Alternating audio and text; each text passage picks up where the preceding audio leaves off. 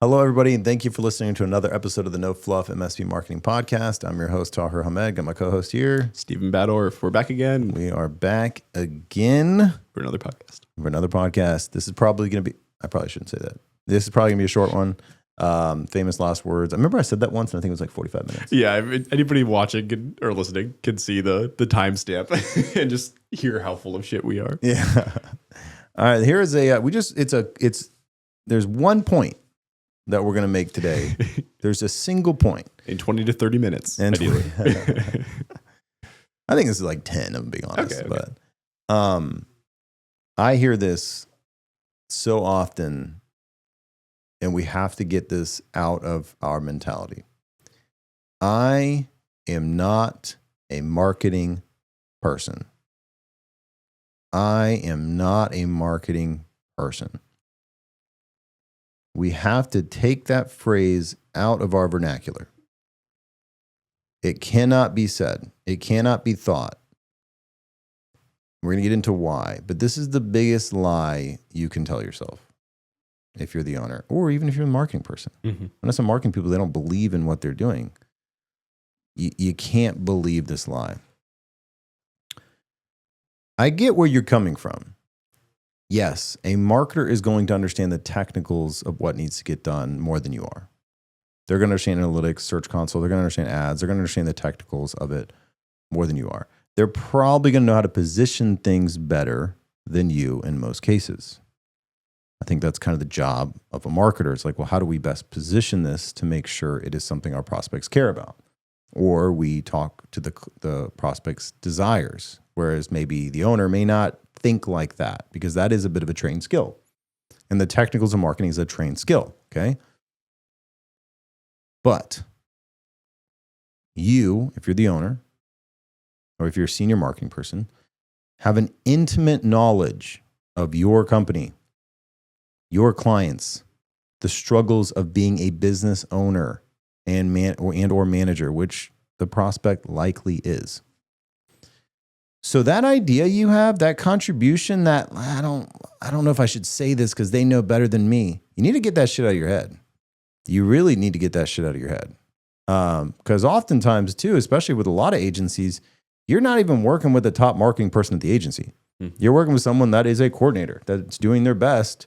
But if you can give them insight into an idea you had based on a conversation you had with a client, or something you know is more profitable of a service, you need to pitch in.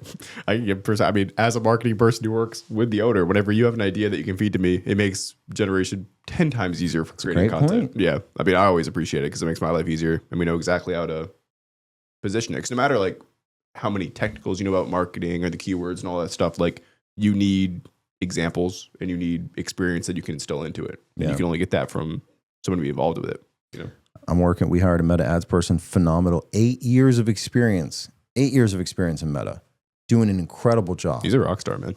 But some of the best aspects of the campaign came from, hey, I think, what if we did this? And I know I can trust him to say maybe on the next one, or no, or yes. And some, I was like, well, I think this would work best in this part of the campaign, but this part we should do right now. And so that is where my idea can best be executed by a marketing agency, marketing coordinator, marketing manager, or freelancer, because it is my idea, because I do run the company. I am responsible for the revenue of the company. Me. Period. Full stop. 10 out of 10 times, this is something Layla Hermosi loved this post. I shared it on my Instagram. 10 out of 10 times,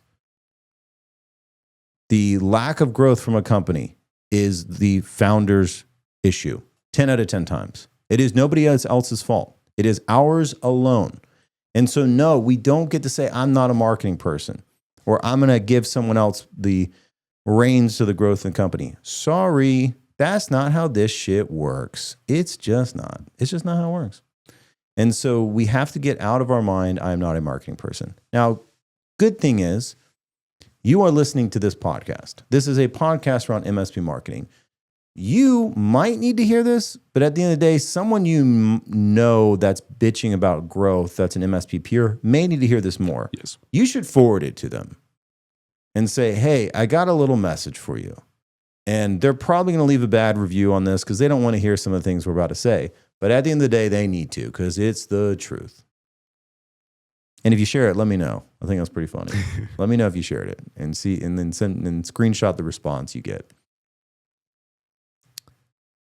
I have actually gotten better at creating marketing content and marketing campaigns now that I'm actually running a business. Before I was helping run Alltech because I was on the leadership team, but I was never truly like a stakeholder. You know, I was on a leadership team since year 3. I had major contributions to the operations of the company, the hiring. I basically hired everybody, recruitment. Like I was extremely integrated into the business, which is I think the only reason we've been able to do as good as we have as being a business, not just a marketing company.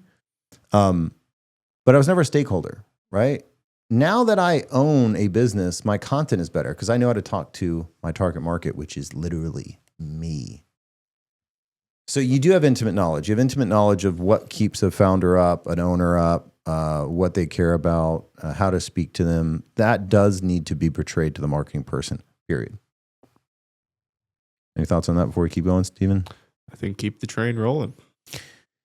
If you're the marketing coordinator and you're not spending multiple hours a week speaking with the owner to get their ideas on campaigns, positioning ideas, you are doing yourself a disservice. And you're going to spend a lot of time doing something that may not be as effective as if you got that input, period.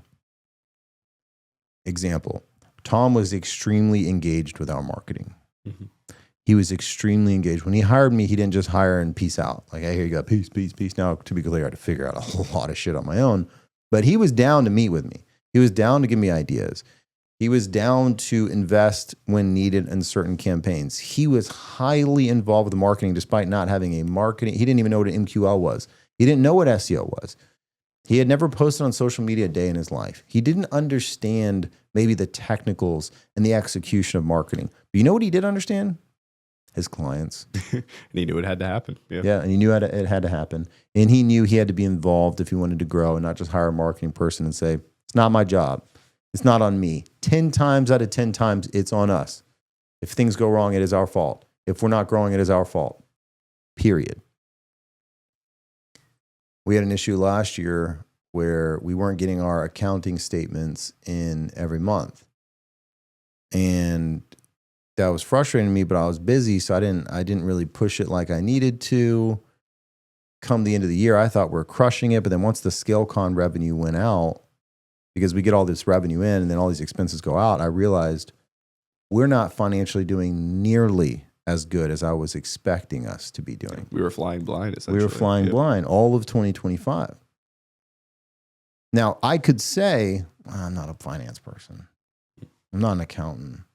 I don't understand the numbers. But I didn't blame anybody. It was my fucking fault.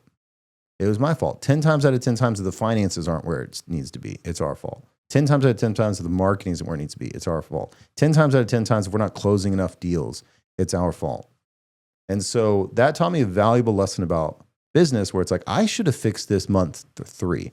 Now, I did follow up every month to see what is going on. Okay, cool. Then you need to take more drastic changes to make sure that problem you're facing is fixed. I'm preaching to the choir. You know this, right? I'm not telling you something you don't know.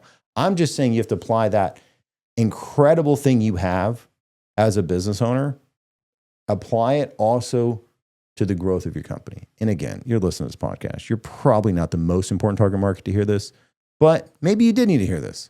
And it's absolutely true. Growth should be our number one priority, period. You should be spending at least 25% of your time on growth activities. I think you should audit your time. How much time are you actually spending on growing your business? And then compare that to maybe a company that's growing a lot faster. How much time do you think they're spending on growth? It's all prioritization, man. Yep. The MSPs that I know that are growing fast, and I know a lot of them, that is one of the greatest blessings we have. Yes. Is seeing MSPs in all different stages, starting, struggling, winning, growing, huge, tiny. I love seeing and helping from every position they're in. The ones that are growing fast and consistently understand it is on them, and they are marketers. They are content creators. They are marketers. They understand what the marketing and sales team is doing. They are pushing for new campaigns and ideas. They're pushing for accountability while still giving enough leeway for someone to succeed, especially in a B2B space where it can take time to really get momentum going. They understand it and they're in it, and they don't abdicate marketing ever. Yep. Even the big ones. Like we work with an MSP that's $60 million a year, and that CEO highly involved in marketing, highly involved with growth, highly involved with acquisitions. You know what they're not involved with? Jumping on client calls. So if you need time, find the time. Anything else, Stephen, before we wrap up? Yeah, I mean, I've observed the same thing, just in the sense where, like, you think it's a coincidence at first. Like, oh, this person is doing, they're jumping on videos and they're sharing them up all the time. They're always, their faces on the website, their teams on the website, like all this sort of stuff. And you're like, oh, it's working well for them. But honestly, I think almost every MSP that we work with in our community who does that kind of thing and has the owner heavily involved in marketing is growing. Like, it's that's not a just, good way to put it. Like, that's a good way to put it.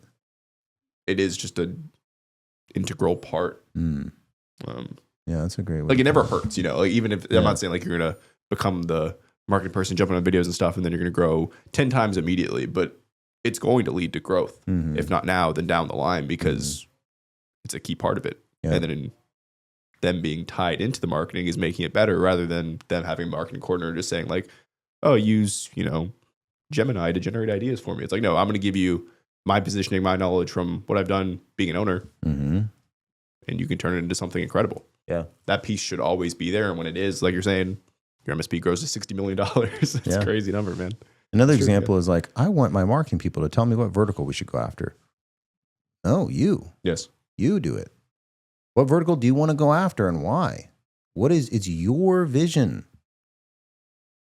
So you need to decide that.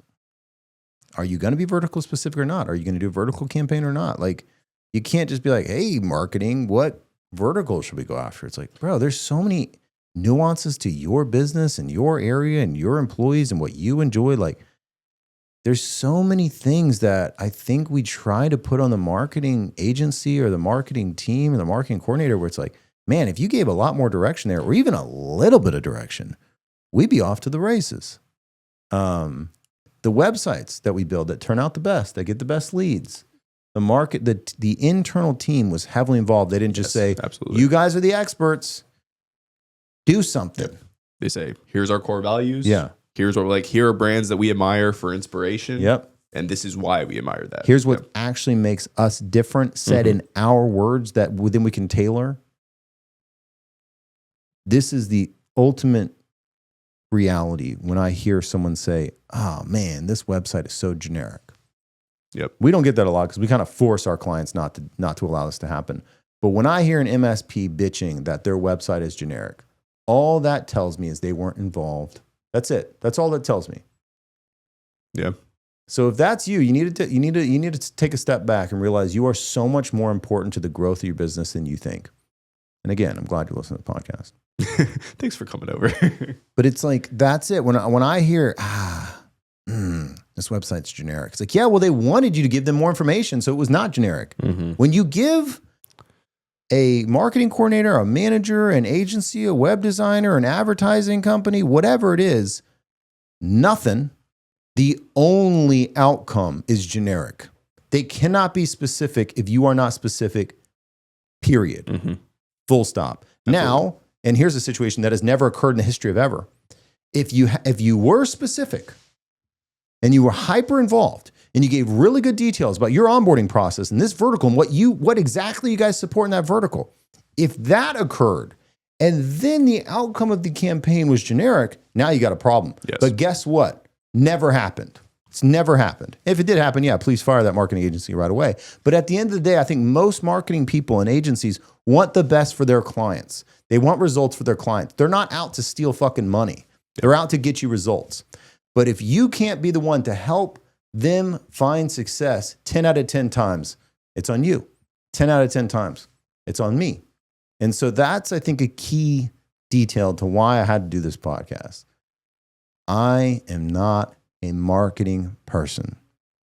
Will never come out of our mouths again. And I need us to make a commitment to that. Yep. Steven, anything else? Last point, I mean, you nailed it. The input is always directly fed into the output. You can't give a shitty input and then expect, in the website example, an incredible website, because the marketing person, if it was me in that position, like, they can't take crazy swings. They can't do this or that with your brand if they have nothing to start with.